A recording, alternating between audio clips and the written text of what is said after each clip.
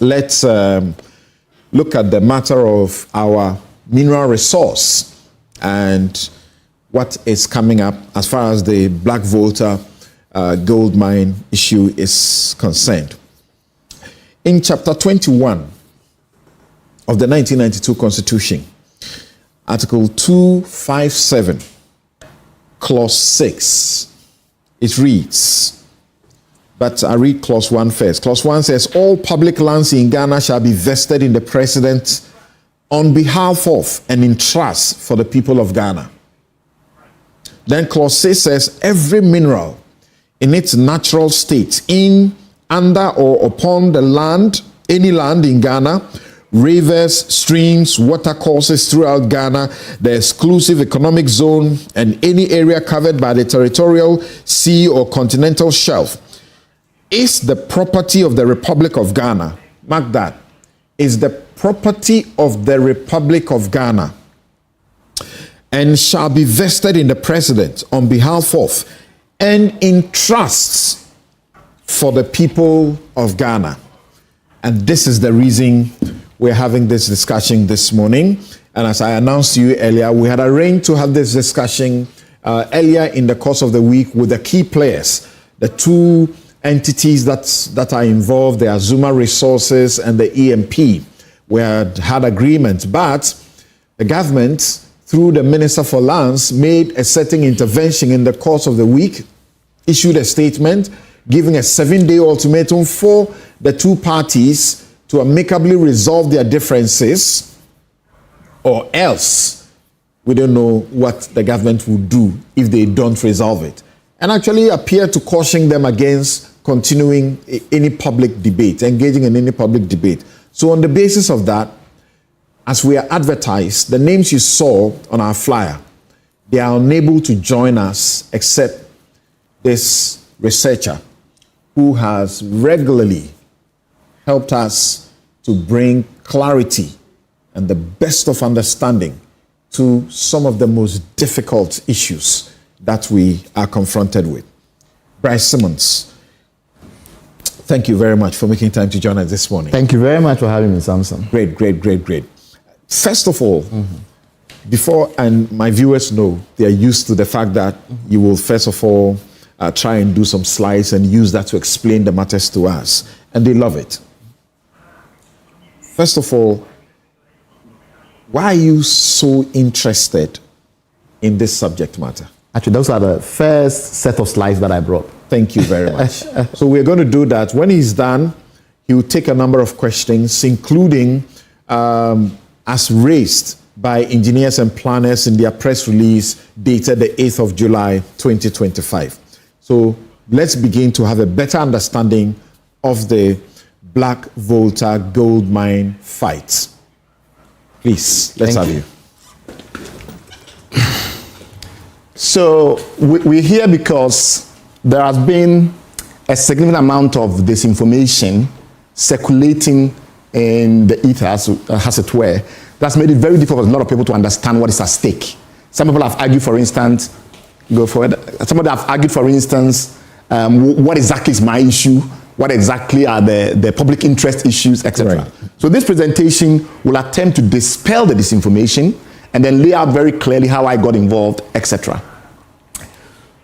So the problem actually, or rather my involvement actually, starts a bit earlier than this particular incident.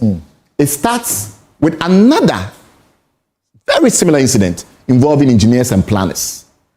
Not too long ago, a few months ago, the government nationalized the Damine mine, which is one of the two main mines owned and operated by one of Ghana's largest gold companies.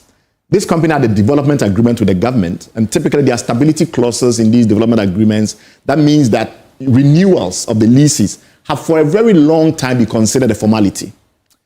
For the first time in a very long time, the government decided not to do a renewal and to nationalize, but it gave the company basically weeks. Nationalize means take over. Take over the company, but it gave the company literally weeks. And if you've seen a mine before, we're not talking about small infrastructure. Even the decommissioning, so that you don't have environmental consequences, take many, many months. So you can't give somebody weeks, and then on top of that, the government said national security to the mine. So this was a very bizarre and unusual incident. So I commented about it by writing what is going on. And as an someone say an offhand remark, I mentioned that this issue has optics problems because this particular company, whose mine had been nationalized, its main contractor was a company called Engineers and Planners. And that company has issues with the company. Some of those issues are commercial in nature, but they have resulted in Engineers and Planners having financial challenges. And therefore, if the government isn't careful in the way that it's going about, and it appears as if it's doing something unusual than what typically has been the case, many people could read meanings into it because of the involvement of Engineers and Planners, which nobody in this country disputes is politically connected. You got sued for those comments. Very good.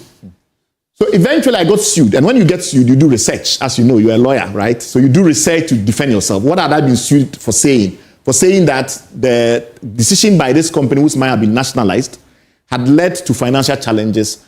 There had been financial challenges at Engineers and Planners because that company had taken decisions, including suspension of mining services, for which EMP is paid to deliver, and therefore any such suspension will have had financial consequence for EMP, etc. So once you get sued and you are doing your research, you try to justify your case. So the issue was to look for evidence of financial challenges at EMP, which I had some evidence, but look for more evidence because you're doing a court defense. In that process, obviously, we started collecting information, but people also hear. So they bring you information, they leak documents to you, because everybody has grievances. Now, the question is that you have to be as a public interest researcher, very good at sifting through to see what are public interest issues, what are just related to your defense in court, etc. So I had found information related to this issue around Black Volta Gold Mine. Because if as it becomes apparent very soon, the dispute around Black Volta Gold Mine has already been ongoing for a while. So that information, now made available to me, in a way got into, escalated when then somebody else showed information to me suggesting that Engineers and Planners intended to do a launch event in which it will declare itself as having acquired the mine with money from EBID, which is a regional bank. The ECOWAS Bank. The ECOWAS Bank. So this was very intriguing because I know there's a dispute. I know there's an ongoing live dispute. So how will they organize an event at a hotel in Accra, invite all these dignitaries, and then proceed to announce that they've acquired the event? So that is how those issues, got to my attention and why I reacted publicly. So the first thing I did was to announce on social media that this is a big problem because this is a mine that is under dispute. Why this launch, therefore? The issues, though, regarding Black Volta are additionally complicated because there are significant public interest issues beyond just what I've just described, beyond my libel-related matters, my research in relation to the libel matters. In Ghana, the government always have shares in every mining company because, as you read in the very beginning, there's a determination for a very long time, in our jurisprudence that we needed to have a situation where the government had significant stakes in all mining activity. So the government would typically own maybe 10% of a particular license area, and the government will get royalties, etc., as well as dividends from the project. So every project in Ghana has some government interest. That's number one. Number two, the bank that was announced as the one that is financing this very important project is the ECOWAS Bank. The ECOWAS Bank is a public bank. It's a public bank to the extent that governments in this country, in this West African region, own shares in the bank.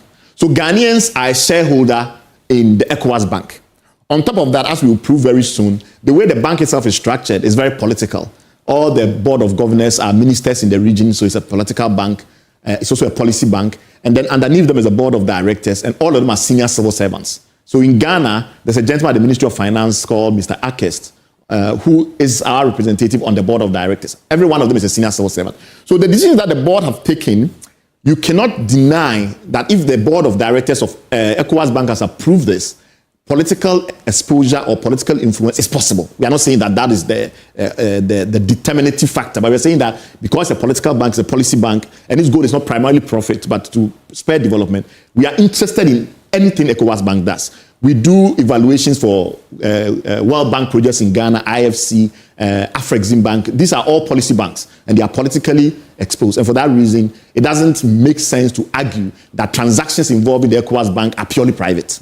Lastly, we can also not deny, nobody can deny in this country, that Mr. Ibrahim Mahama, who was the 100% shareholder of Engineers and Planners, which was buying this mine or claiming to have bought this mine, is a person of extreme public interest. People have interest in his affairs because he himself is a political player in the country.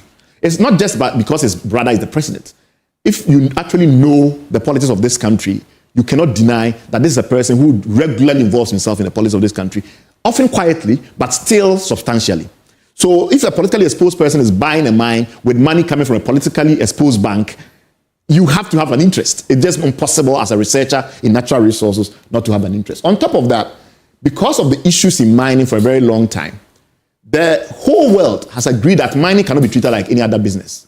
Yes, there are a lot of regulated businesses, banking, telecoms, even healthcare and education. But mining has led to conflict. It's led to so many problems. And those entanglements, blood diamonds, blood minerals, so many problems. Look at the Congo. Most of the wars in the Congo are due to this mineral resource and the way they are managed. So something called the Extractive Industries Transparency Initiative was created. And that initiative says that governments and companies cannot be the only ones at the table when we are discussing anything mining related. Civil society organizations must be at the table. That is the rule. And Ghana is a member of EITI. There are civil society organizations in this country who, because of that, have access to all information related to mining, every piece of information. Because mining is highly regulated, every decision around hiring, contracting suppliers to provide goods, every single detail is evaluated by regulators. And civil society organizations have a seat at that table.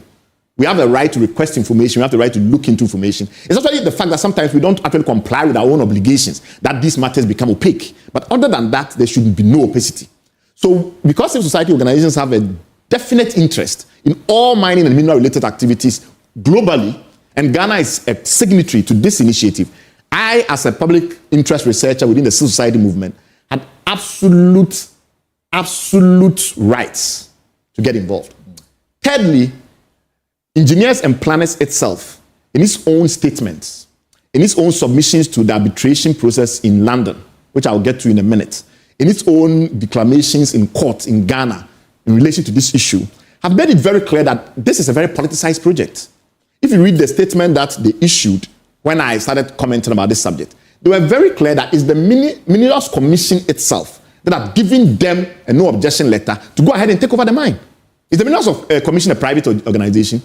It's a state institution. Correct. On top of that, they've made it very clear that they will go ahead and acquire the mine, whether or not the shareholders agree. We will come to that in a minute. Now, if you live in a country where expropriation is not in our laws, we don't allow expropriation without compensation, except under very well-defined grounds. For a private company to declare that because they have a no objection letter from the Minerals Commission, they will go ahead and do a transaction without the involvement of their shareholder, tells you that there's a political undertone.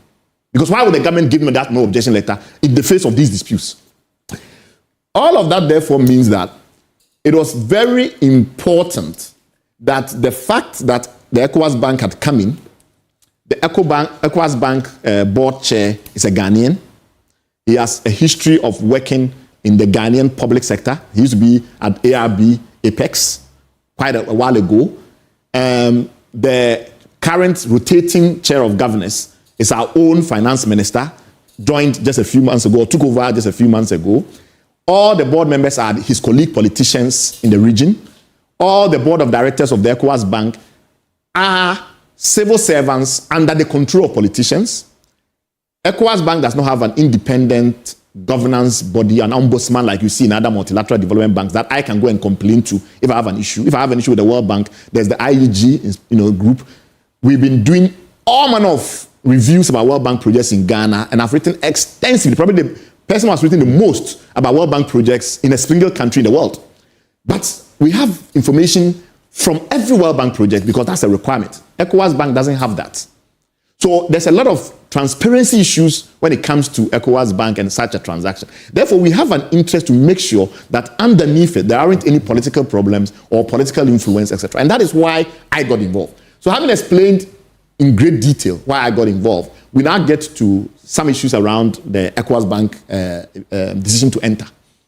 ECOWAS Bank was entering, and I knew this for a fact, when it already had a history with the project. When in May 2024, it had given a term sheet. A term sheet is simply a high-level offer through EMP, which had then arrived at Azumah Resources, which owned the asset, offering to put money into the mine. And the shareholders of Azumah Resources had looked carefully at what had been offered and said it doesn't meet the terms of the agreement. So ECOWAS Bank had then gone and refined it the next month and brought another offer back, and the company had said no. So there was a history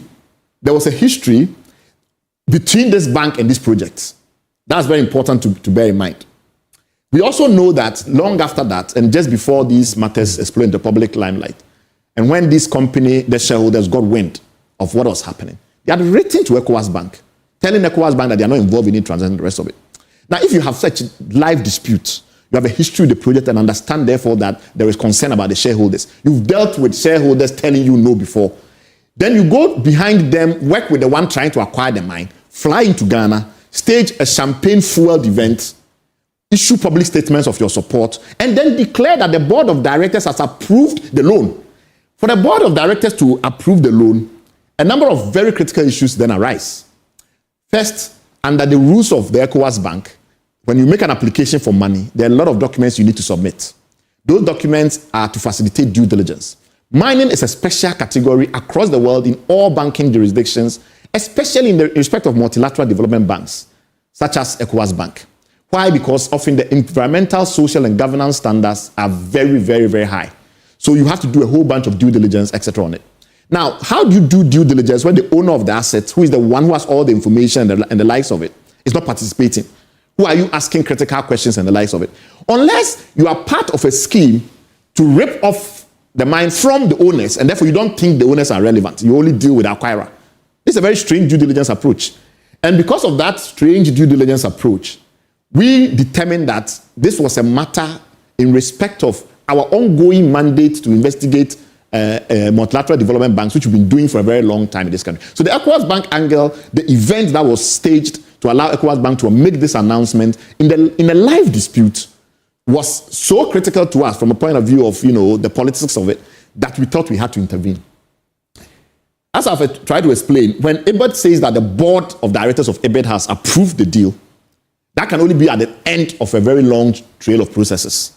Typically in a bank like that, you have management, staff, sometimes even junior officers, then it gets to management. You have committees, risk committees. The management itself has risk committees, credit committees, investment committees. While those committees have done their work, etc., they present a memorandum that goes to the board of directors, which has another committee, the risk and credit committee in the case of ECOWAS Bank. They do further evaluation, and then they go to the whole board, which then does an approval. So you are telling me that despite all the information that has now surfaced, all those procedures went through ECOWAS Bank to the point where ECOWAS Bank was then convinced that they had to issue this statement claiming the acquisition had happened. Well, we now know the acquisition has not happened because the shareholders have not sold. If this was not the kind of thing that a researcher who has an interest in multilateral development banks and has written extensively, my current visiting senior fellowship at ODI, that's been one of the first set of things that I've written about World Bank standards, IFC, etc., etc.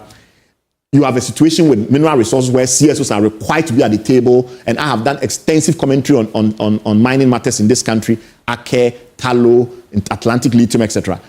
Given this set of circumstances, how possible could I have been quiet? It's not possible to be quiet. Everything about this deal touches on extreme public interest. So now we'll start to tackle the disinformation that has been allowed to cloud the key issues. The first myth is that the investors have been sitting on the assets since 1992, which was in the Engineers and Planners press release, if you read it. Is it true or not? So here is the history. The people that are currently in a tussle with EMP are not the people who discovered the resource. They are not the people who started the process. Long ago in early 90s, in 1992, BHP did some investigation, and somewhere in the Wa-Lora enclave, they discovered a deposit called Kunche. So very, very long time ago. And then they didn't go ahead with it. It wasn't commercially viable enough. About 6 years thereabout, a company called Ashanti Iron Gold then discovered it, rediscovered it, and also did some work on it, and decided it was not commercial and didn't go ahead with it. Years later, a gentleman called David Harper, who has been in this country for quite a long time, and this person himself was in the mining services industry, was basically in the construction, mining and construction industry, decided that this was an interesting prospect, and he set up a company in 2004 called Eagle Hand, or thereabouts. I'm not sure exactly the period he set up Eagle Hand. And then through this Eagle Hand, which was registered in Isle of Man, acquired a company in Ghana, or set up another company in Ghana, which was owned by that company. And in the process, we had Azumah Ghana get set up. Why Azumah Ghana? Because this person was a big fan of our great Zunzum warrior, Professor Azumah Nelson. So that is why he named it Azumah Nelson. Azumah Resources. Azumah Resources, sorry. Now, the challenge with this is that typically when you want to go into mining, like most people, when you see an entrepreneurial opportunity, you don't have all the money. But mining is particularly capital intensive. So the process, and it takes a long time to actually develop a mine. So the process has been that you start, and as you move along, you bring money in as the project is de-risked, as more gold is found and it's discovered that you can remove that gold at a reasonable cost and sell the gold and make profits. So in that process, they discovered that they didn't obviously have the resource, and they had to find the resources. To do that, they had to go to the Australian stock market, because it's not easy to get banks in Ghana to loan you for a project that takes 20 years. And I'll come to that also in a minute. So usually it's very difficult if you want to get into a large-scale mining to just move in and with all your money and capital just build a mine. It almost never works. The exploration, the prospecting, all of these things take time. And banks don't want 20-year projects, usually in this country. It's not very often. Occasionally, you may get a bank get involved in gold investment, but it's very rare. So they went to the Australian Stock Exchange. And the way that they went was that he had partners who were providing different kind of services to get the thing going, getting the licenses. Some of them had tenements, that's what we call it, close by, etc., that you can put together to create value that investors will buy on the stock exchange. So they went to the stock exchange, and like I've explained, there were people in this country like Mr. Paula Mwakwata, etc., who were providing sweat equity in the sense that they were doing work for the mine, and because of that, they were getting equity as the term was listed in the stock exchange. So on the stock exchange, eventually, this is the budget that they put out when they tried to raise the money in Australia, how they were going to use the money. So if you look carefully, you will see that exploration, the different places where they do exploration around Chiripong, Kunche, Nandom, all of those things were listed, administration, etc. And they needed 6 million Australian dollars, which at that time was, maybe $5 million, $4 million, think of the exchange rate that way. So this is the money they needed to get going. But remember, this money will not give you a mine. That's what people don't get. It's not like you go and get 6 million and get a mine. You have to start building value, and over time, people will come in. So these are early investors. The people that are buying these shares that are issued on the stock market in 2006. So the listing began in 2005, 2006 was completed.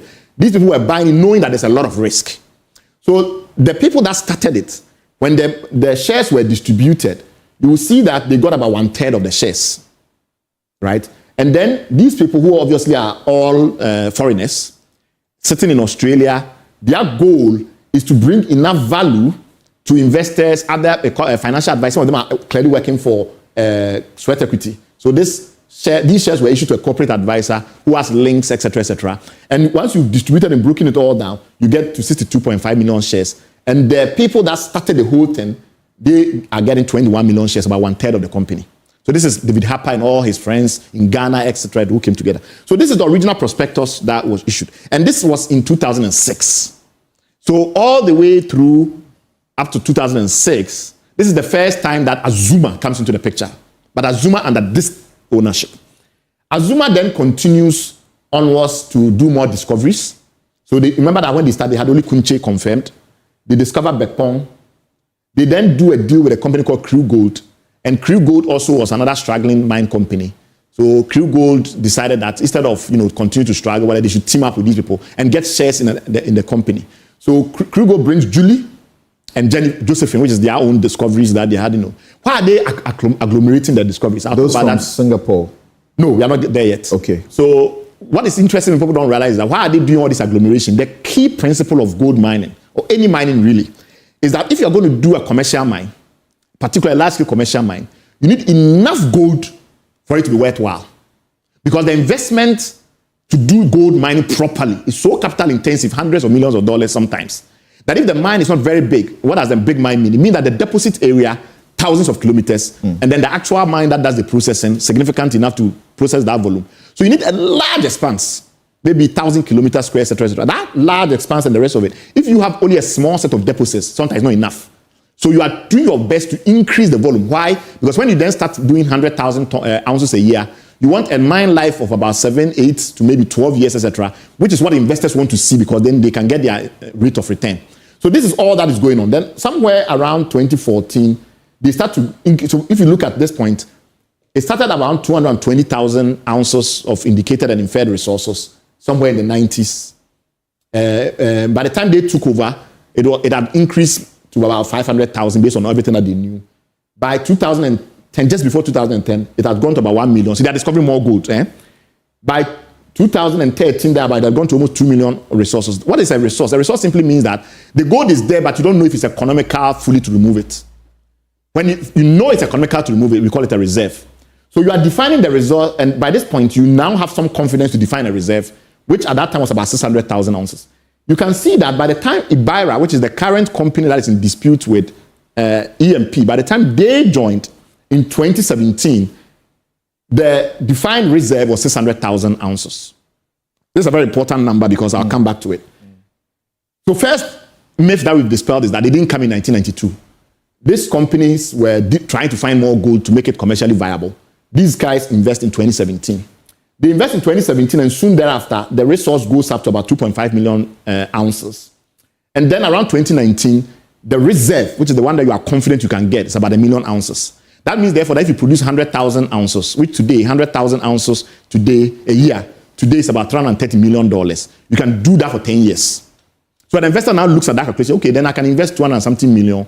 You look at some of your expenses and the rest of the processing and all of that, and maybe you get a 20% return every year for about 10 years. Then I get my return back. 2020, they fully acquired it. So when they came in 2017, they invested part of the money to get the project still going, finding more gold, getting all the alliances and all of that work. And then 2020, they go to the stock market in Australia and they do a takeover. They buy all the shares that I told you were issued in 2006. So it's basically 14 years later that this company now becomes the full owner of Azumah Resources. And this company is called Ibaera Capital, which I'll come into in a minute. Right. They set up a special company. Primary investor, that's the primary investor. It's a fund of the business. It's a fund. All right. So Ibaera sets up a special purpose vehicle called Ibaera. Ibaera Capital Group sets up a special purpose vehicle called Ibaera to acquire all the assets of the Australian company, which owns Azumah Ghana. But that Australian company that owns Azumah Ghana didn't own Azumah Ghana alone. As I've told you, there are other people that had come in and the rest of it. So by that time, they set up another fund called IGIC, IGIC, based in Singapore, which then took the rest of the assets, the rest of the shares, so that this company, Ibaera, now owns 100%.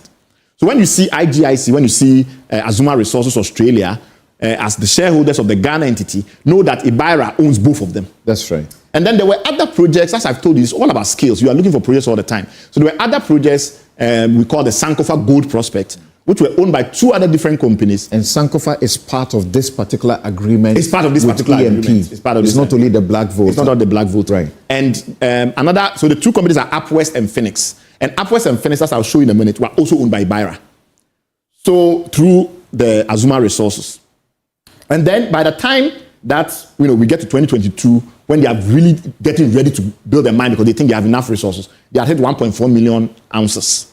And this has continued. Today, they are close to maybe 1.85 million ounces or something like that, because as you do more discoveries, it's improving. As the gold price rises, your reserves that are economical also rise. So you convert more resources to reserves. And the resource now, I think about 3.7 million or something like that. I have to double check. So all the resources that are convertible to reserves, that as you can mine profitably, will also increase as the price stays high. So this was a very detailed history just to dispel the myth that they just came in and blah, blah, blah, and they have not spent any money. Also, they have spent about $40 million throughout the process to do the further work that will take the mine to the level of resource that is profitable. So this is all very important. Now, what is critical for people to bear in mind is that the gold industry or mineral exploration, prospecting, production, etc., is difficult and it's expensive and it's time-consuming everywhere. This is S&P Global's analysis of the average time it takes from discovering a resource or discovering some gold sitting somewhere and then being able to produce it profitably and sell. And if you look at it carefully, you'll see that the average in the world is 15.7 years. In Ghana, we have a mine called Akwase. Akwase was discovered, the main ore body, the main kind of deposit, was discovered in the 90s. And it was only, I think, around 2011 that the company called Viking made strenuous effort to try and develop it. They ended up not being able to build, do all the things that they need to do to be able to set up a commercial mine. And they sold it to the Chinese in 2015. So that is almost 20 years later, right? They sold it to the Chinese in 2015. The Chinese company was supposed to pay $10 million, some in cash, some in royalties, a whole bunch of complex arrangement. That money was not paid. So I think around 2017 or so, they took the Chinese company to court. It was only in 2023, from 2015 that they sold the thing. It was only 8 years later in 2023 that they managed to sort out that problem with the Chinese company. And that project is now about to be mined, and there's a lot of concern because the locals are calling the Chinese galamseyers and things like that. How long has that taken? Over 30 years. And that's Akwase, and the Viking story that we know. The same Chinese company owns Akroma and things like that. So it's not surprising that it takes you a long time. Why? The fundamental principle is that you need to aggregate the mine to an optimal size. If you don't have enough resource, you don't build a big mine there to mine and raise a lot of money to mine. It doesn't make sense. And that is partly the reason why, and obviously the infrastructure that you need in order to establish that you have a significant mine is why we have a lot of galamsey, or one of the reasons.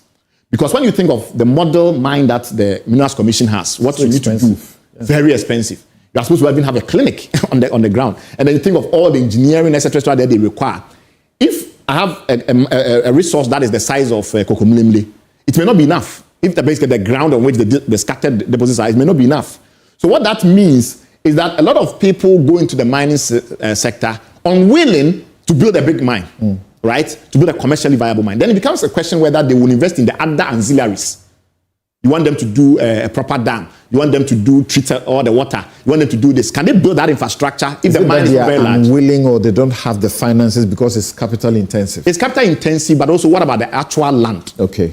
You need, if I decide that I need, for it to work, I need to sell $100 million of gold a year. How many ounces do I need? I need about 30,000 ounces. How much land do I need to get the 30,000 ounces? Will a small-scale miner be able to access that land? You understand? And if you have so many people who also want piece of it, bit and piece of it, how would they allow that mine even to emerge? So you're going to have to deal with all the encroachers. So a lot of people that want to make small money from gold and the rest of it, they are never going to be able to mine satisfactorily. So the notion of environmental compliance in that world is almost impossible. And solving that problem is the policy issue of our day, if you are really going to solve galamsey. And I don't think a lot of people understand the issues around the land scale and the optimal mine size and things like that. So all the things that you need to do in order to be able to mine properly requires a lot of money, which requires a lot of gold, which means that for a lot of the prospects that some of these miners can manage, they are just never going to be able to mine environmentally friendly. And that's why small and community mining has not always been successful. And some people have told you that sometimes when you go there and you look at the so-called community mine, what is the difference between that and the galamsey? It seems that one has a piece of paper. So we need to solve that issue fundamentally. Right. And there's a thing called Taylor's rule. I'm not going to go into it. That defines this idea of optimality. To find that optimality to move from reserves all the way to the lifetime of the mine to position it. So that scale is the issue. And that is why sometimes it takes time, because you have to aggregate the scale before you're able to get to a point where the mine is profitable. So I've tried to explain, since they took over the mine, the gold that we know is there has grown from over 225,000 inferred resources to almost 4 million ounces in inferred resources. That's almost 20 times. And the reserves have grown from about 100,000 and something thousand to what we know today to be almost 2 million, 1.8 something million. So the question you have to ask yourself is that even if tomorrow they decide they don't want to invest in Ghana again and they leave, what have we gained? We have gained knowledge that there's a lot of gold there and it's commercial. And all the work they have done over those years to give us that knowledge, which now sits in our databases, is valuable. In fact, part of what makes Ghana a mining jurisdiction of note globally, because we know there's commercial gold in place. Some of that work is investors drilling. For instance, in this effort to get this going, they had to drill about, to the first 1 million ounces that I told you, they had to do about 10,000 holes, drill about 10,000 holes in order to find enough resource to make it worthwhile. So in short, the argument that, the time it has taken, etc., they've been sitting on the mine, etc., is not true. They've been prospecting and exploring. And this has happened throughout the industry. I'm not making this case as if it's a special case for them. Throughout the industry, a lot of discoveries take many years to get to viability, and it's standard across the industry. So there's nothing there, is what I'm trying to say, for us to look at. So there are other issues which we are better off looking at. The other claim that has been made, and I've heard that made several times, is that somehow the Ibaera itself, the people that own it, there's some kind of split, right? So some shareholders are in dispute, etc., etc. So it's very simple. We just have to look at the structure of the ownership of Black Volta. So Black Volta is right there. Ibaera Capital Fund established Ibaera Capital Fund 1, which is a special purpose vehicle. They set up the IGIC in Singapore. The IGIC acquires Azumah Resources. 100%. Yes, that's the Australian. They then acquire parts, because Azumah Resources own 53.5% of the Ghana one. They acquire the rest that they didn't own, and they now have 100% ownership. And that company is the one that has the license. But Azumah Ghana also owns Phoenix, and Phoenix has another license, which is another discovery, and they also own Azumah Metals, which I think is a trading company, it's another exploring company. So all in total, what is critical is that you can't ignore these people. Because when you work it, they own the assets. They Ibaera people. I'm not supposed to intervene because you are supposed to finish so we have a conversation. Okay. So but when you mentioned that there is one license by Azumah and then another by Phoenix. Yes. In the correspondence I have read so far and documentation so far, it is only Phoenix that a license is attributable to. A license is attributable to only Phoenix. You mean like a mining license? That is right. Yes, because some of it are reconnaissance, etc., etc. But they are all mineral rights of some kind. They give you a right to do certain things there. Okay. Yeah.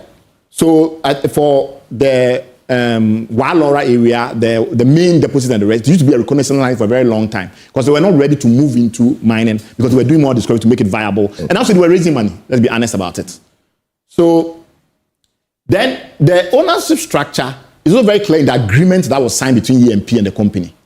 So you can see that in the EMP agreement and the rest, all of it has been defined, who owns the Upwest one, what kind of rights they have, which is a prospecting license, some have a prospecting license, etc., etc. So all of those structures were very clear in the agreement as to how the power dynamic works.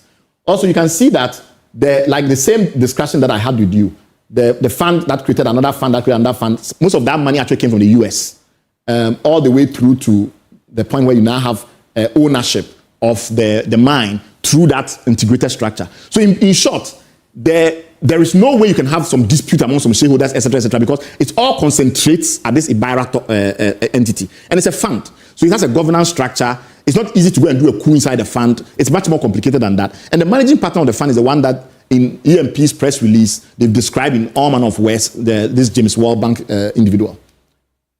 You also see that when you look at all the people that did the signing, on the Congo side, which has the Sankofa prospect, the Caroline Baker was actually just a corporate advisor to Ibaera who signed for them.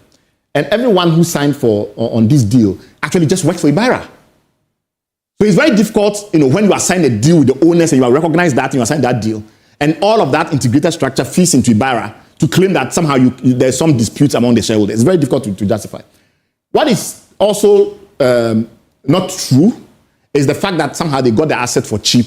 They've done no investment and they are trying to flip it to a EMP for 100 million. And even that, they're not happy because there's somebody sitting on the side. They want to do even more. I mean, the simple fact of the matter is that you just have to look at the agreements and you will see clearly that a lot of the money was loans that had gone into the company to allow all this exploration work that I was talking about and its historic liabilities. So the 100 million that EMP was paying was not money they were going to pocket and they will go away. It was money mostly to pay for the loans that the investors had loaned to the company, which had been spent. So they were just recovering the liabilities that they had incurred in that journey. And some of that spending before they came in of almost 80 million, those investors more or less lost money. Because on the stock exchange, yes, they didn't buy it at 80 million or whatever. That those investors up to the point where they do the full acquisition had spent. So a lot of money had gone into it. Some people investors had lost money and left. And these people then coming in 2020 and spend more money. But they also inherit the liabilities. So the 100 million is not something they're going to pocket and go away. Okay. The other critical structure. The agreement is very clear that EMP also assumes assets and liabilities. Very good. Debt. It actually uses the word debt. Yes, and much of that is to go to fund the mine. Okay. Because they are still not done. Right. They've done all this exploration, but now you have to spend almost $200 million to do the further work that will make the mine possible. So when EMP comes on board, it cannot just simply give them 100 million, your debt and everything, go out, you don't make any profit, and that is it. EMP has to come and invest and grow the mine, and then it gets additional shares as the value of the company goes up because now the mine has been built. And that is the key issue. So EMP's attempt to say, take 100 million and walk away, it's not going to work because that's not how the deal is structured. The deal is structured in such a manner that EMP comes in, assumes the current liabilities and gets some shares, 1/3 each. And then as it builds the mine, the shares vest in EMP based on new shares issued. So it's a journey that they want to go with EMP on this. EMP adds value, the mine, the whole asset increases, EMP's ownership increases, 1/3, 1/3, 1/3. So EMP saying, I've got money from ECOWAS Bank, take it and walk out. It's never going to work except they change the commercial intent that they brought to the agreement. Because the initial commercial intent was not like that. Okay. So the $100 million that EBID was going to provide and the $130 million that they are talking about, etc., will not do more than just simply pay the existing liabilities in the company. You still need to raise, at least in my view, working capital, construction, etc., at least another $200 million. Okay. If you are going to go and collect $100 million from EBID to give to someone to clear existing liabilities and raise another $200 million, etc., that person wants profit on their initial investments, and therefore they want additional participation. So that's one issue. So it's very difficult for EBID to come in, give $100 million to EMP to give to the company, and the matter closes. It will not work because the company wants to now make returns. You see what I mean? So that's the first problem. Right. The second problem is that even after EBID has given money, that doesn't fund the mine. You need to get almost another $200 million to fund the mine. So, and we know EBID's capital structure. We know the size of deals it typically makes. You need to bring in other investors, which is why you cannot throw mark at the project. If you throw too much mark at the project, investors will not come in to invest the money and go for it. And that is also why the case has been made that if we are not careful and it looks as if we have just strong-armed and taken that deal out of them, it might get difficult for the mine to ever be developed. And this is a part of Ghana, which is a new frontier for gold mining, Upper West. They didn't used to be known for gold mining. That's right. And now we are opening that up for them to also get jobs, potentially if it's mined environmentally sound, in an environmentally sound manner, for them to also get economic activity that is really good. So all these are very critical issues. Then the issue about where the split idea is coming from. Remember the earlier structure I told you. The mine was owned by Azumah Australia, majority share owned. Then they bought Azumah Australia in Australia, in the stock market, the ASX. Then there were some people who also owned some part of the mine. So they created another fund in Singapore and bought the rest. And now they own 100%. In fact, if you look at the agreement, there are 6 different entities. Very good. That EMP enters into the contract with. But you will obviously find eventually that you are dealing with ARA, which is Australia, and the IGIC. Very good. Right. And IGIC, as I said, was also owned by Ibaera. Okay. But Azumah Ghana is a Ghana entity. It stands on its own. So even though you have these shareholders, you need to have human beings as directors in the company. That's correct. Good. Now, that is where the challenge starts to emerge, where the issue around the so-called boardroom split and things like that, which is accurate, start to come in. What happened was that here are the directors of the company as at now, right? This is very important. So you have Nana Jimo Bene, Noel Niado, James Warbank is the one that everybody keeps complaining about from EMP. Hector Ninaku, who was the secretary, Jonathan Hronsky, and Steven Zaninovich. Now, James is the managing partner. He's more or less he's a former BHC Fortescue person who was in mining, created a private equity fund to go into mining. So he is the managing partner. And then these other people work in the fund. These two, the first two, Nana Jimo Bene and Noel Ado, who are prominent Ghanaians, were nominated by EAP when they signed the contract to join Ibaera to develop the mine and clear liabilities. You understand? Right. So when they signed that contract, they said these two people will represent us. Why did these people allow them on their board? I mean, different people have taken different decisions. But at that time, EMP also wanted assurance that when we come in, we are not going to simply be your boy, right? We are going to be important decision makers as well. So if you are going to go on this journey, they want our people on the board. So these two people were nominated. But when you look at the structure very carefully, in Ghana, typically the secretary is not a member of the board. It depends on the bylaws, but typically the secretary is not a member of the board. That's right. These 5 are the members of the board. And these five, 2 are with Mr. Ibrahim Mahama. So the board is split because he nominated those people, and there's no doubt about that because that has not changed. But the key principle in corporate governance is that usually the shareholders are dominant because they appoint the directors. So worst case scenario, you do an AGM, you remove the directors. And that is possible. Of course, now it's incumbent in the courts. So ultimately, you have to ask yourself, who has the ultimate control in this matter? And that's the ultimate issue in corporate governance. The other issue is that because of the way the thing was set up, and EMP was now responsible for the technical, because remember that the whole point was that EMP comes as a strategic partner. Right. That's the technical work, help raise money, and and let's not mince words. When in 2022, when this thing started coming up and we started having discussion, by 2023, the company was already had the prospectus out all over the world, praising the fact, or rather hyping the fact that they had a big mining service contract from Ghana involved, and therefore that de-risked the project, etc., because there's some kind of strong local participation and strong government endorsement. So the truth of the matter is that at that time we were very happy to have EMP on board, and we'll discuss in a minute why that changed. But when EMP then came up and set up the bank account for the company, the newly reconstituted company, because the company now had a new board, etc., the bank account that was set up, only these two people were the signatories, the EMP people. So the EcoBank account that was set up to move the project for the joint effort forward, only the two people who are EMP people were signatories. And a lot of the spending that went through that account is what EMP is claiming is this 4 million in some documents and 5 million in some statements they've spent. So that money that they've spent, the argument of the other side, which I have cross-corroborated to a very significant extent, is that money has been spent on activities related to EMP. For instance, there is evidence that at the very least about $500,000 was wired to the law firm that is currently defending EMP. Is currently prosecuting EMP's case before the tribunal, the arbitral tribunal, in the courts in Ghana, which is this law firm, Robert Smith Group, owned by Mr. Bob Banson.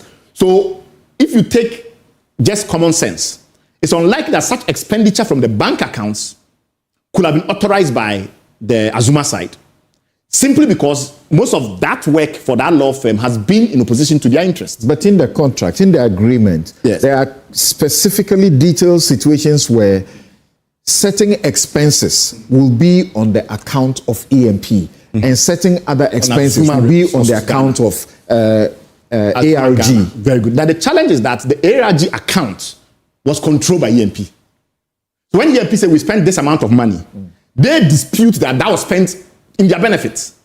Because that's most of those expenses that they have been able to reconcile, and I've seen some of those banking documents because we are also insiders in the bank. It does appear to suggest, and the issue about the law firm one is very clear, that it doesn't appear that wasn't to advance the project in any way. Okay, so that's the confusion. So where are we now, and what's how the way forward? How we go forward is very simple. You just have to read the agreement very carefully, as you've done, and it's very clear that where they started with the agreement is not where EMP wants to go.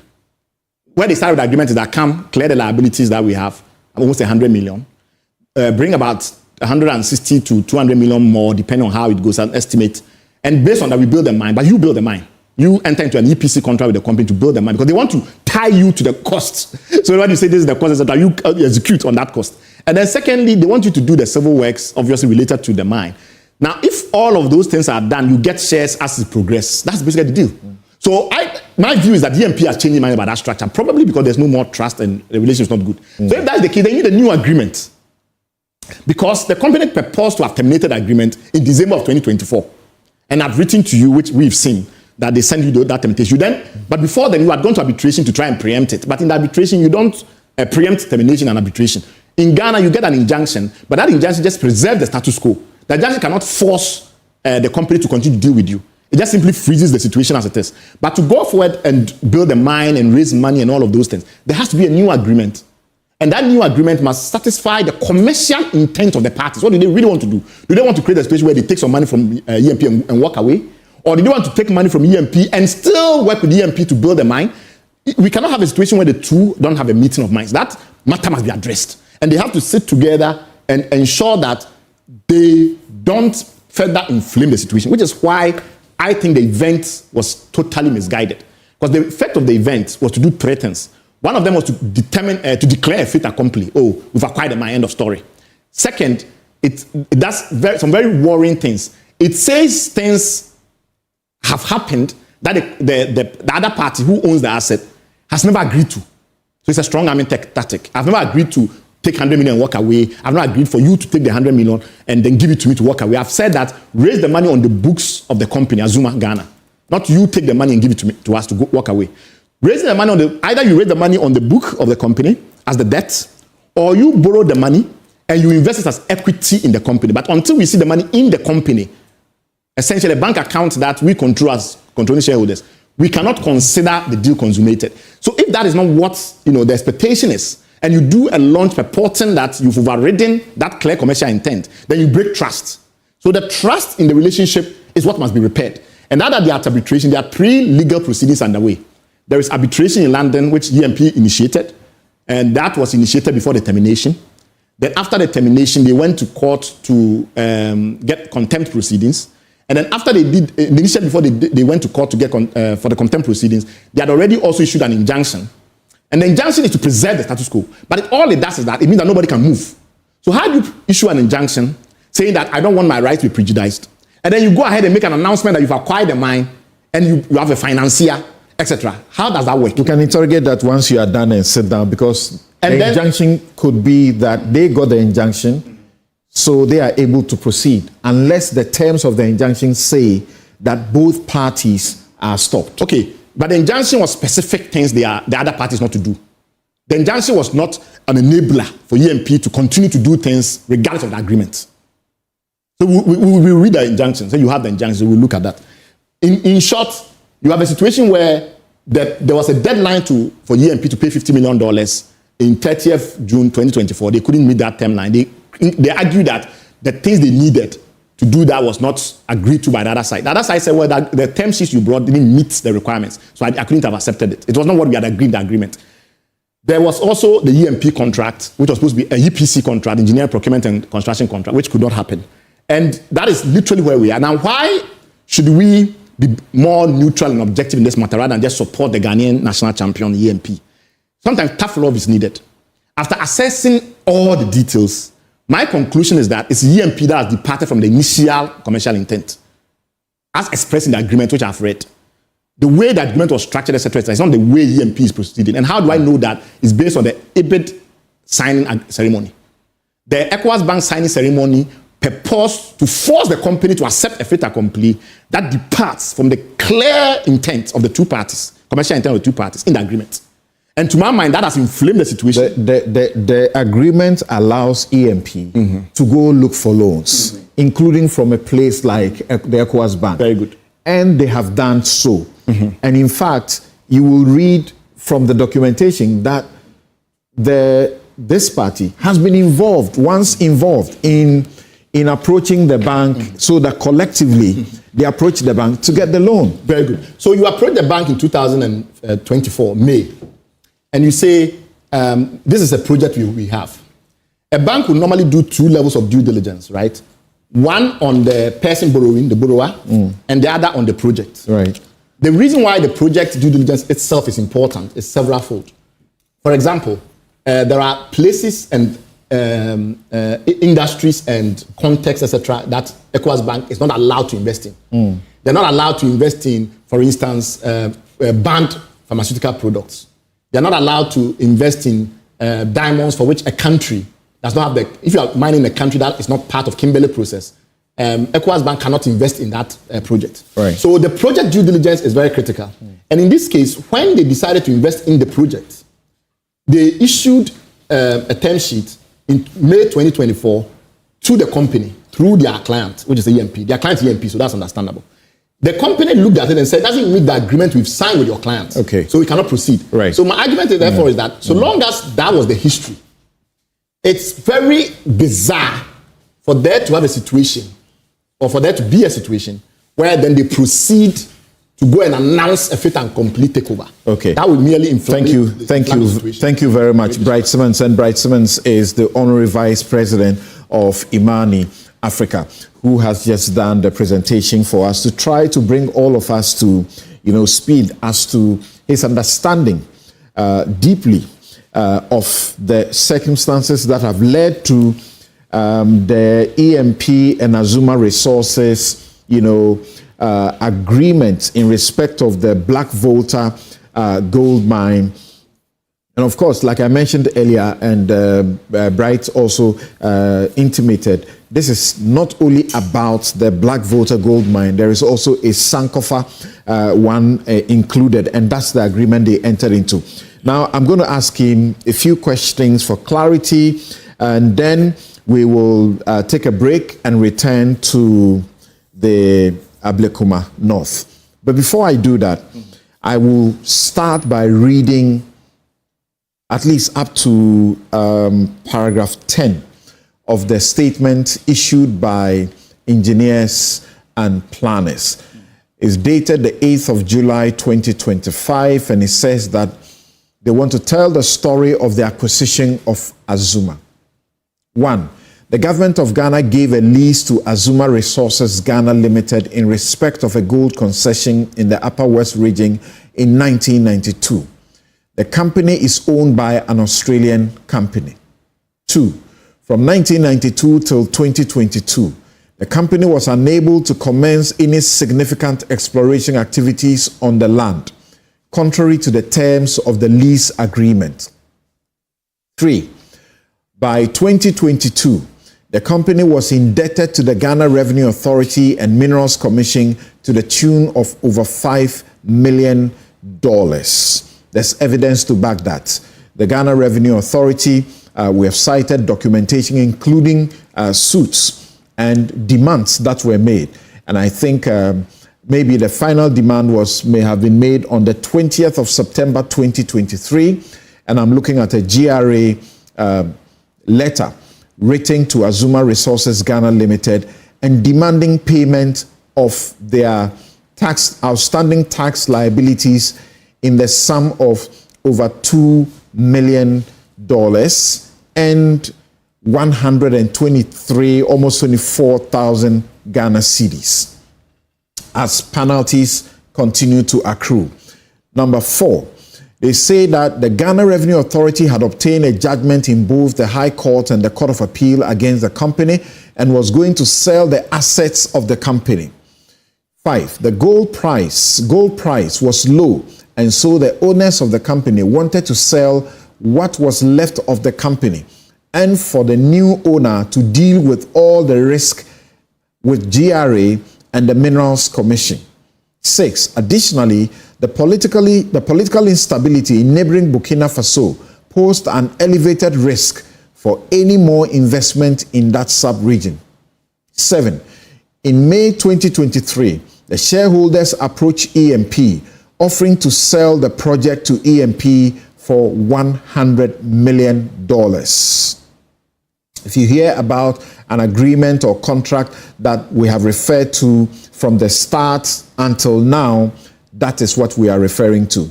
That is also a fact.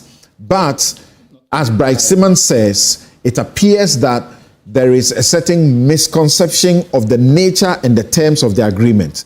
It is not take $100 million and walk away and let us take over the whole project. And that is what he understands the engineers and planners to be saying. That is the agreement. We'll interrogate a bit of that shortly. 8, EMP accepted the offer and the risk, despite the value of the project being estimated at less than $80 million. The project acquisition and development agreement was signed by the shareholders of Azumah and EMP on the 9th of October 2023 at the Roman Ridge, Accra offices of EMP. It was important for the company to dispel the claims that because John Mahama is president, he's helping his brother to strong arm, as it were, Azumah Resources and to take over what duly belonged to them. They want to show by the evidence, which we have seen that this contract or agreement predates the Mahama administration that you see now. It was in 2023. 10, per the agreement, the 100 million was to be paid in 2 equal installments. Bright has referenced that, of USD 50 million on or by June 2024. And then they introduce in June 2026.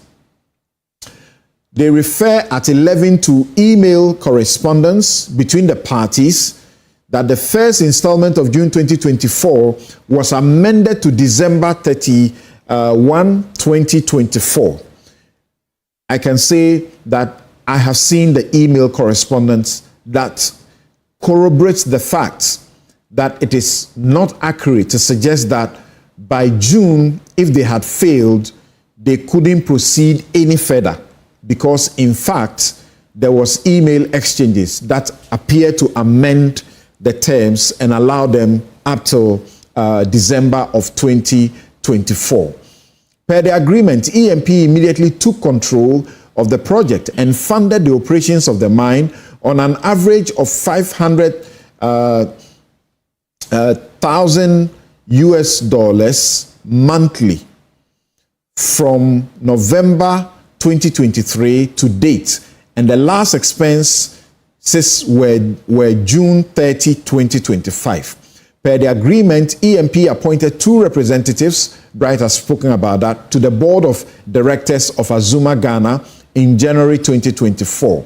Per the agreement, EMP was responsible for raising finance to develop the project. Yes, they were, according to the agreement.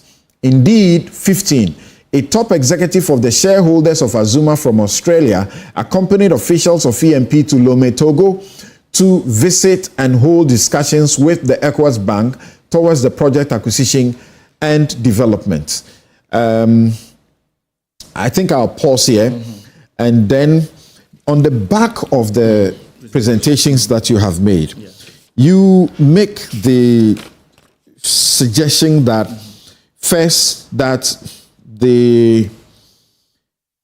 about the ownership, that if you look at the power, structure, the agreement gives ENP, it doesn't look like what ENP is seeking to do is what the agreement is about. But when you look into the agreement, from the very beginning, from the conditions precedent, you will read that the agreement gives ENP absolute control. Let me correct? The agreement.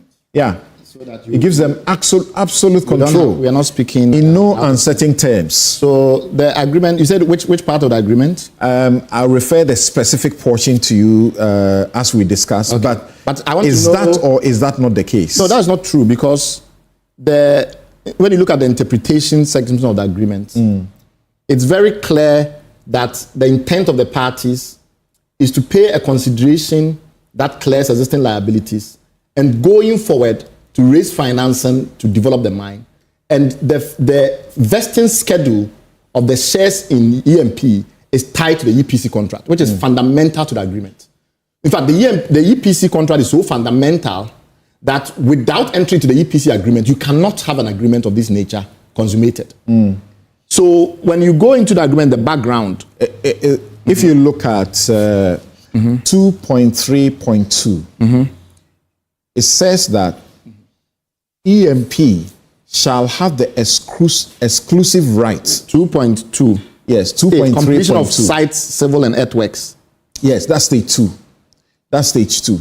I mean, is it section 2.2? Yes. Okay, and then stage 2.2. No, I'm at 2.3. 2.3. Yes, that's stage 2, which is project financing and completion. Okay, but you are jumping a whole set of things. Yes, yes. Yeah. Okay. It says that 2.3. EMP shall have the exclusive right to procure or provide the necessary project finance. No, I have stage 2, project financing and completion of project construction. So 2.1. Exactly. So the parties acknowledge that the development of the Black Volta project. That's correct. So I'm referring to 2.3.2. Right. Subject to clause 2.3.7, prior to June 30 June 2024, EMP shall have... Which clause you are referring to? So that's the clause I'm referring to. 2.3.2. Okay. Subject to clause 2.3.7, prior to 30th June 2024, right, EMP shall have the exclusive right to procure or provide the necessary project finance. Essentially, it's your duty. That's what it's saying. When it comes to finding money for the mine, it's your duty. You are exclusively responsible. Yes. Okay. For end, I think here they wanted to write end, and they made an error by saying an. Shall have the exclusive right to procure or provide the necessary project finance for and on behalf of Azumah Ghana. So the money is Black coming Volta Project. That's very important. The money is coming for Azumah Ghana, and you are doing it on behalf of Azumah Ghana. Okay. Right. And then either by way of equity or debt financing. So that's a very important point. Of Azumah Ghana, or by way of equity or debt financing of EMP, with EMP investing such financing in Azumah Ghana as equity but not as debt. Right. That is fundamental. You are not allowed to do anything except the money comes to Azumah. And when the money comes to Azumah, if it comes through you, you must invest it as equity. If it's coming directly as debt, it must come into Azumah. That is so fundamental that if you ignore that and you go around and whatever, you are just wasting your time. Right. So if they want to change that mechanism, so that now it's assumed EMP has to go and raise money and buy, then the price will change. How do you reconcile that with background? Yes, okay. In F, it says, in consideration for the payment of the $100 million US dollars, IGIC, ARA, that's Azumah Australia, and Cango have agreed for EMP to acquire all their respective interests, debt and equity, in the companies which own the projects on the terms set out in the agreement. So the 100 million consideration gives you a right. It's almost optionality. It's an option. It's an embedded option. You get $100 million, you pay it. Now you are in the game. You acquire all their respective interests, debt and equity, on the terms set by this agreement. So how you acquire it, you pay the 100 million, and then how you acquire all your interests set out in the agreement is now specified very clearly, as you've read. It's specified as to what stage we shall issue shares to you. So if you go to 2.2, it says the stage 1 shares shall be issued to EMP by Azumah Ghana as follows. 1/3 of the estimated number of stage 1 shares shall be issued to EMP when DRA Global have certified to the project board, which is controlled by Azumah. Remember that. To the project board that 1/3 of the site civil and earthworks of value, because you want to tie everything, so you don't go and do something and then you come back and say, have been completed. Right. So you only get that when so and so happens. If they wanted to simply take 100 million and walk away, they will not tie you to get 1/3 of the shares when you do the value. So the way it has happened is that there are some issue shares which is valued at a certain amount with debt and equity. Then as the mine grows in value, because you are building a mine. Remember this, now there's no mine. So they're just deposits. So you build a mine that can now dig out the gold, process the gold, and export the gold. When you've done that, the value of the company goes up again, and then you get 1/3. Thank you. Let me go to my next question. Let me explain for people to understand very well. Say you pay 100 million, then you spend 60 million further to do 1/3 of the civil works. All of a sudden, the company's value, this being just very naive, the company's value has now gone up to a certain percentage, right? Let's say it's gone up to 200 million. Now you own 1/3 of 200 million. So you've earned almost 70 million now of the shares of the company. You need to understand the agreement you signed. Is the point I'm trying to make. Right. And the nature of the agreement is that it's a vesting schedule. You do some work, you get your shares. I get it's that. not buy 100 million and walk away. I get that explanation to my question. Very good. Now, the next point I get you to is 2.2.1.2. Okay. In your presentation, I didn't hear you suggest that. I heard you talk about they are funding civil works and all. But here, you see that from 1st of October 2023, EMP is supposed to fund all exploration. So it is not as if this is cooked and they are seeking to take over, but they are funding all exploration. So we just have to start. Where did the project start? In the 90s. How many resources were there? How much gold was there? 200 and something thousand resources indicated and inferred. Simply meaning that we think that's the amount of gold there. Proven reserves at that time maybe 120,000. By the time this company that we are talking about, Ibaera, showed up, the proven reserves was about 600,000 ounces. So somebody else had grown the resource base by 5 times. Then they come in 2017 and they continue. By the time EMP comes in 2023, how much gold had been found? Over 1.8 million. So they are taking it from around 600,000 to 1.8 million. So they have tripled it. Since EMP came in, what reserves have they defined? 0. Because they haven't done the work they were supposed to do. Ask Mr. Branson, who you are communicating with, to send you the defined resource based on their exploration since they came in. 0. So all the value in the company, the way we're marking is very simple. Is you have a ground line there. There's some gold somewhere around. You dig. Once you've dug out the gold and you made all these holes and the rest, you kind of try and calculate what's the grade. You determine a cutoff grade. By determining the cutoff grade, you look and start to determine what's the recoverable reserves, how much of the gold you can get out. And then that is how you start to define your reserves. But you start off with the indicator resources that you think is there. Okay. Now my argument is, the company, the time the 2023 EMP came in, the company had defined all the reserves that is driving the value of the asset. I'm not saying that EMP is not going to add value. It's going to add tremendous value by building the mine. The problem with the investors have is that is the part that EMP doesn't seem to be focused on. But the only value they can add now is the $200 million or so investment that builds the mine. Not paying them $100 million to say walk away. It's like, no, come and add value. Okay. And if you do and you add value, the mine is now built. The value of the company goes tremendous. I've seen that in their company. They suggest that the value of the company was about 80 million. That's right. How can it be 80 million when the inferred, the reserve, the proven reserves at that time was over 1.6 million ounces? But how can it be? Because thank you. I needed to move on here. You just have to do a discounted cash flow analysis to see that the company was worth more. I needed to move on here, and because you mentioned Bobby Branson, Bobby actually did send me a question. I haven't asked that question yet. He sent me one question. I'll ask that question. I also have to dispel one last... But wait. Yes. My reading, and as you can see, the documents I have here, I've highlighted portions for this particular discussion. And it became more important when I discovered after the minister issued his statement and the other two parties decided to back out. Which was a helpful statement, except the ultimatum. Yeah, they backed out of the conversation that we're having today. But let me make one last dispelling of myth, which is that the view is that all these changes happened because the gold price changed. The termination happened before the spike in gold prices. Okay. It happened in December 2024. The spike in gold prices was in you sought to question the due diligence done by the ECOWAS Bank. And actually seemed to suggest some sort of compromise or some sort of, is it a collusion to try to support one party against the other? No, I think that they were colluding to disinform the public. That's my view. Okay.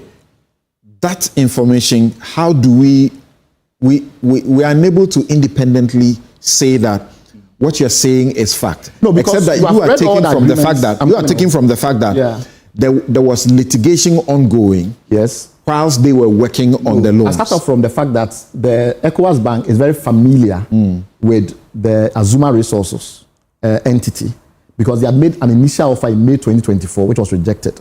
Then your client comes back and says they didn't agree. You issue another one the subsequent month.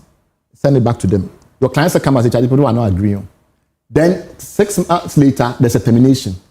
By ethical business practice, if this was a live engagement, a live transaction, because you are trying to work with your client to do that, your client will have told their relationship manager that, look, they've terminated the agreement, we are in arbitration with them, etc., etc., etc. So if in July 2025, without any of the matters resolved, pre-legal proceedings, contempt proceedings in Ghana, injunction proceedings in Ghana that have concluded, arbitration, if despite all of this, you don't have any evidence of settlement, and then you come in and you say the board of directors of ECOWAS Bank has approved a loan to acquire the Black Gold Volta mine, then you know something we don't know. Okay. Then what you know, the only thing you can know we don't know, somebody has assured you. It's their business decision. Okay. But that business decision does not inform the company. It's their business decision. Because that they find that there is an agreement subsisting between engineers and planners and these other entities. 6 of them, albeit we have isolated, it comes down to 2. And engineers has committed funds into the project thus far. Into their own bank account for their own purposes. Because that's the evidence I have seen. If they have other evidence, I have a standing request to engineers sent directly to their president, their owner and their chairman, to send him information which contradicts anything I've said in public. I've actually met him and made the same offer. I've not received a single document. What I have seen suggests that all the money they claim they've spent, the $500,000 a month and the rest, was for purposes related to their own affairs, including paying Mr. Bobby Benson very well. About $500,000. The first $500,000 I've seen is there. I think I've seen another one that suggests he must receive almost $1 million from the company. So rather than funding the mine, they are busy funding legal warfare. And my argument is that cannot be said to be adding value to the mine. We are only interested in Ghana that you grow the value of the mine, so the mine can create jobs. In terms of the expense they have made into the project, they said they have got a hell of a track. The amount of legal fees pales into insignificance. So let's not focus on that. But the point is that they have not spent the money to advance the terms of the agreement. The things that they were supposed to do in the agreement are very clear. Sitting here, I don't have that evidence. I'm looking at the face of the contract. You have the agreement and the processes. You have the agreement, right? Correct. You know what they were supposed to do in the agreement? Yes. Okay, how much of it have they done? Have they given you any evidence to show how much work they have actually done? That corresponds to they have a statement which they have shared with the public. But I'm asking you that says what they have done. In that statement, the site and civil works, which you read yourself very carefully, have they advanced it and by how much? Have they done any exploration and what resource or reserves have they defined by that exploration? Those are the things you must ask them. Because you see, you sign an agreement that says you do certain things to advance the project. What are we interested in Ghana? We have a big gold mine, produces gold, generate royalties of about $150 million, create jobs of about 1,000 for people in the Upper West region to do well. You go into the agreement as EMP. You are one of our national champions. People respect you greatly. We want you to go and add value to the project so the mine becomes more valuable.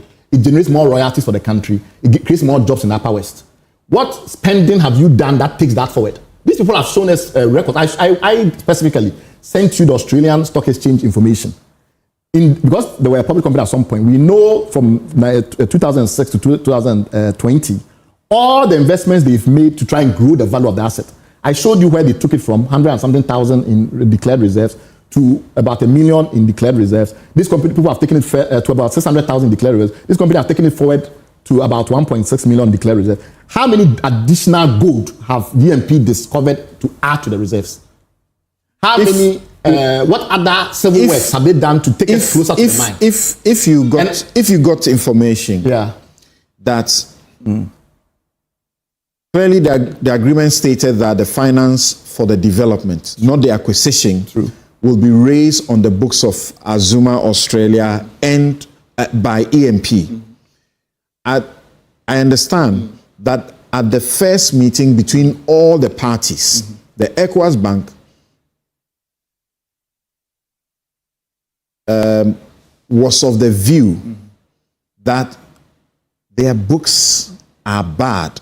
The company's books are bad. So EMP should raise the project development finance on EMP's books. Okay, but that would be very interesting if there was a document to support it. Two documents.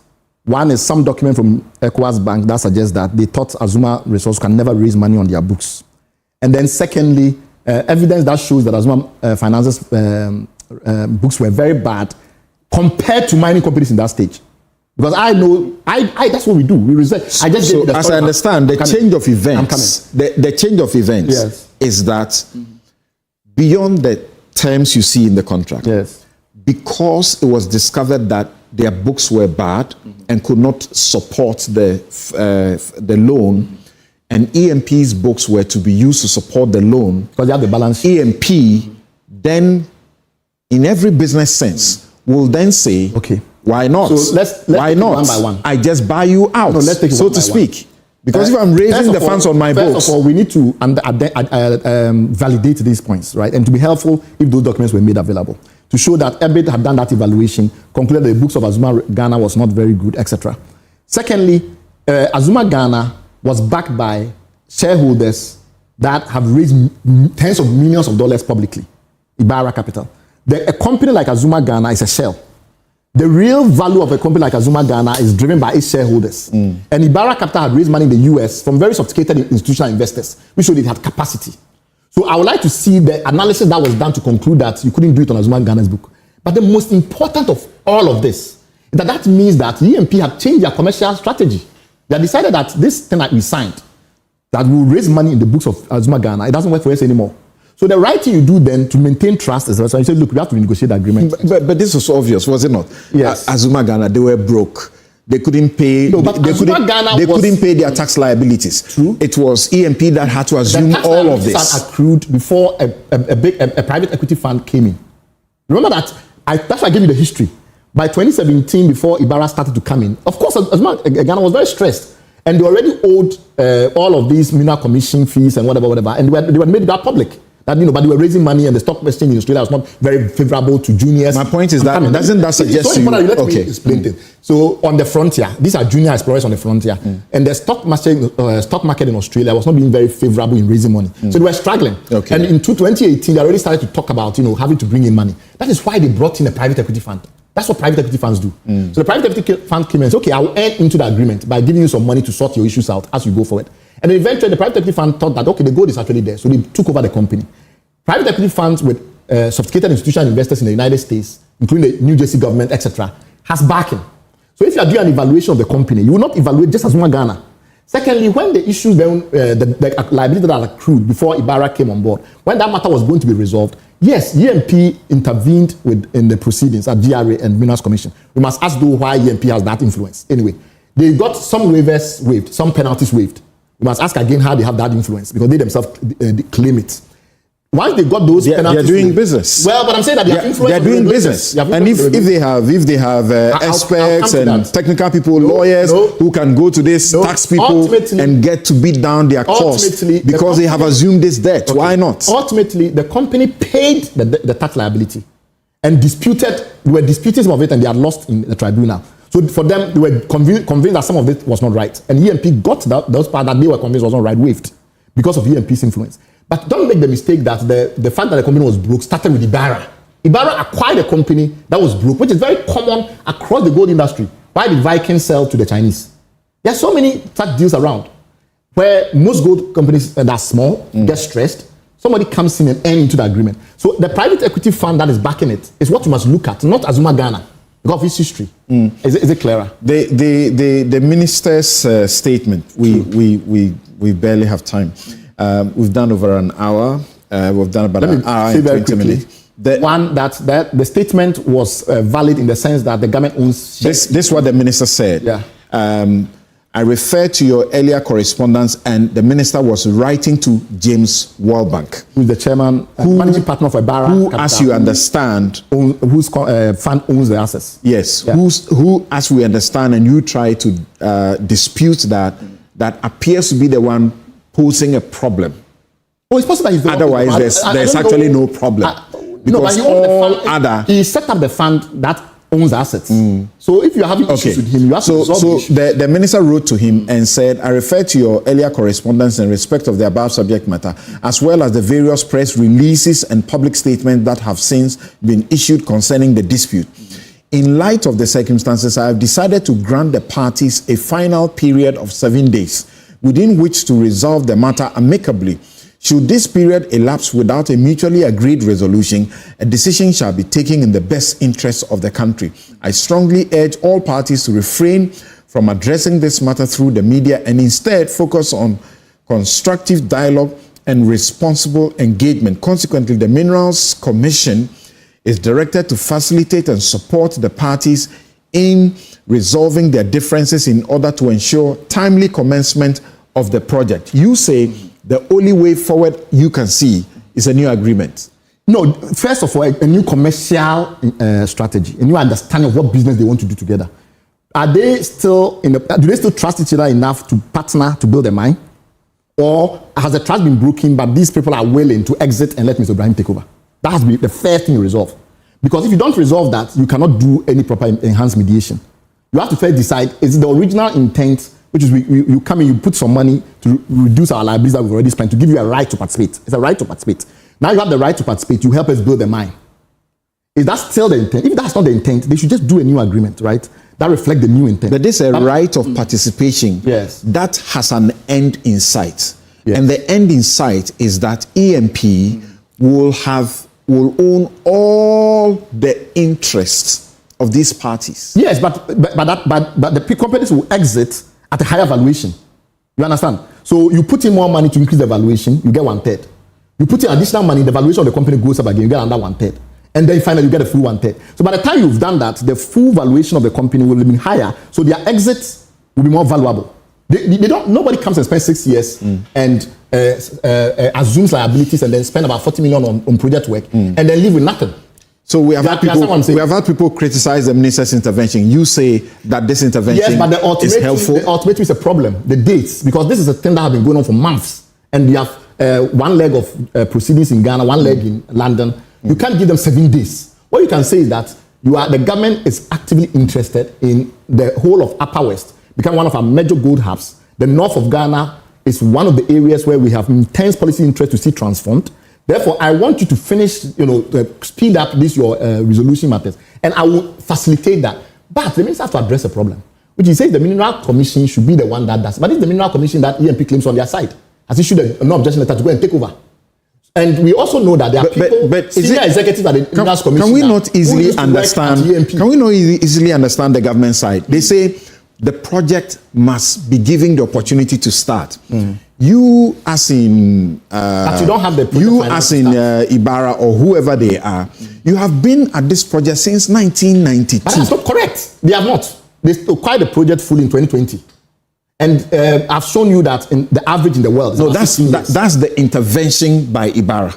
Yes, but Ibaera does not respond for whoever it is that used to own the asset. And I've shown you that there isn't that a sign? Isn't that a sign that these guys are just wasting everybody's time? Enough gold. And if somebody has been able to procure $100 million that helps us to proceed quickly, we just jettison them and move on. The average period in the world is almost 16 years to get to a point from discovery to production of the mine. We've done 20 years plus, very right? Good. And that 20 years has increased the value of the mine to Ghana. So now everybody knows that Ghana has this amount of gold sitting there. If you take just the contained gold, there's a naive analysis. You have gold almost 2 million ounces. At today's price, that's almost $7 billion. When the gold was discovered at Kumche, there was nothing. All right. So that value has increased to Ghana's benefit. Okay. So the minister needs to take away the ultimatum, but facilitate a new meeting of minds with a new commercial strategy. What is the right way, given the history of these two parties? Can we craft something that potentially takes away the mistrust? Because it's mechanical, legal technology. What kind of clausing and things like that and party you bring in, etc., that ensures that they can still trust each other to work for it? Or one of them may change their mind that, I don't want to work together with you, but pay me, let me go out. My producers have told me how many times now that we need to end this discussion here, unfortunately. But Bright, the very last one. Yeah. If you got to know, and I suppose you will, that in 2023, as they do this process towards 2024, even the Minerals Income Investment Fund, MIF, seeks to support Ibrahim Mahama with the first 50 million that is required. And he declines, or the EMP decline, because they don't want to have anything to do with government. Well, because of his relationship with the president, even at the time when they were in opposition. He does this. But do you still, with this knowledge, do you still have the suspicion of some, overriding and overbearing, posture or capacity over the regulatory agencies? Well, EMP is the one that tells us that they have this influence over regulators. Something that they are taking offense to and sued me over. I don't know who advised him to do that suit. But on top of that, the situation is the way that the agreement is written does not allow you to go and take money and come and do an acquisition. It says come and invest in the company, on the books of the company. Or if you take the money that way, then do an equity transaction. Maybe because the company itself was also worried about these kinds of issues, which is why they wanted the transaction to be done in Azumah Resources rather than EMP. Whatever be the case, 3 things are important for us. Mineral resources in Ghana are public matters. Therefore, we have a right to intervene. The north of Ghana and its development through mineral resources, a new strategy for the development of the north. In the past, they didn't have minerals, and we used to argue that that's why the colonialists ignored the north. Now, the north is going to have minerals. We want that to happen. For that to happen, they need to raise a lot of money, not just 100 million. They need to raise at least 300 million in total. To raise that kind of money, they need to stop the current confusion. ECOWAS Bank's entry to claim a fait accompli doesn't help that. The government should now facilitate a situation where they come to a meeting of minds and come to a new joint commercial intent to move this forward. That's all I'm saying. All right. So that's Bright Simmons there on the matter of the Black Volta Gold. Of course, includes a Sankofa, and not only that the agreement covers. This is all time will allow us for now. But as we have shared with you as well, engineers and planners in their statement are very clear that they have not done anything untoward, and that they have followed the process through and through up to this point, including, as I mentioned a while ago, that the states, Ghana, wanted through myth to support engineers and planners in the raising of the financing. And they said, no, we are not interested. We don't want the government of Ghana to come into this business and to give us any trouble. And the loan process happened at an event where Sir Sam Jonah also had something to say. Initiative by ENP gives strong credence to the government's commitment, not just in word, but in deed. Indeed, it is a practical expression of policy vision that seeks to anchor resource nationalism in indigenous entrepreneurship. Ladies and gentlemen, let us be clear. And I repeat, let us be clear. This is not a favor. There is no political patronage here. This is not crony capitalism. This is not about friends and family. The deal we are witnessing here today was actually initiated as far back as 2023, October, with no fanfare, no interference, and no backroom dealings. It is in every sense of the word a commercial transaction built on merit, backed by a strong balance sheet, and grounded in. And that was the voice of Sam Jonah, who was at the signing ceremony for that loan. We're moving on to Oblekuma North, but just a couple of messages for you. Kwame says that for 20 years of receiving the concession, how much did Azumah pay to Ghana as taxes and royalties? They obviously could not honor obligations to even GRA. If government of Ghana has been patient and did not terminate with Azumah, how should they seek to terminate with EMP? How can Bright keep saying EMP did zero work? What work did Azumah do and have not even paid their taxes? Someone has come along with sweat, financial and political clout to keep you going, and suddenly you want to kick them out because of gold price hikes. This is what we have allowed these foreigners to do to us for centuries. That's from Kwame. And Kojo says that the concession may cover 25% of the Upper West. How do we protect the interests of the indigenous owners of the land? They do not have the skills and the capacity. Sadly, the land acquisition process was also not transparent. Locals have basically been sacked from their ancestral lands without proper compensation. That's by Kojo. And a couple more questions. But of course, there are also messages you are raising about Bright and still questioning his interest. And it's interesting, and I must say this, that I'm receiving these messages practically from people who are associated with the NDC. This is the Bright that you loved all that period you were in opposition. But well, we are used to it. Same thing was done to him by the NPP when they came into government. They said he was not as bright. But when they were in opposition, they loved him to bits. Let's do ethical politics. Thank you very much.